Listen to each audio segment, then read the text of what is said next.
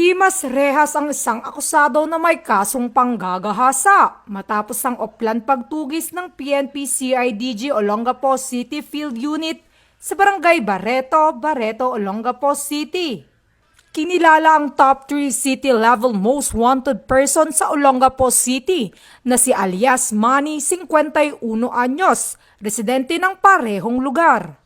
Ang buong operasyon na pinamunuan ni Police Captain Leonardo Surio, officer in charge ng PNP CIDG Olongapo City Field Unit, katuwang ang kanyang mga operatiba upang mahuli ang nasabing akusado.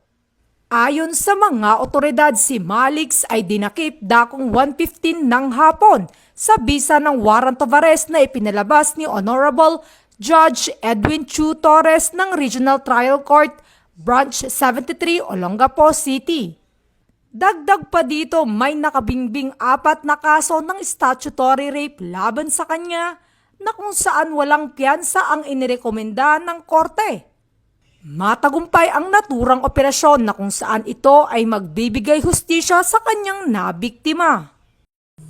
Ang inyo pong CIDG ay mananatiling leading investigating unit na bihasa sa larangan ng pananaliksik, investigasyon upang masawata ang mga nagtatago sa batas na may warrant.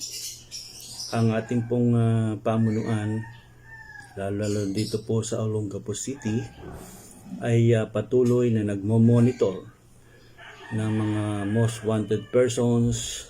Sa patuloy ng kampanya kontra kriminalidad ng ating mga kapulisan ay muling nananawagan sa publiko na makiisa sa pagbibigay ng impormasyon upang mapanagot ang mga nagtatago sa batas. Mula dito sa Central Luzon, ang inyong PNN correspondent, Police Corporal Giselle V. Rivera, alagad ng batas, tagataguyod ng Balitang Pulis.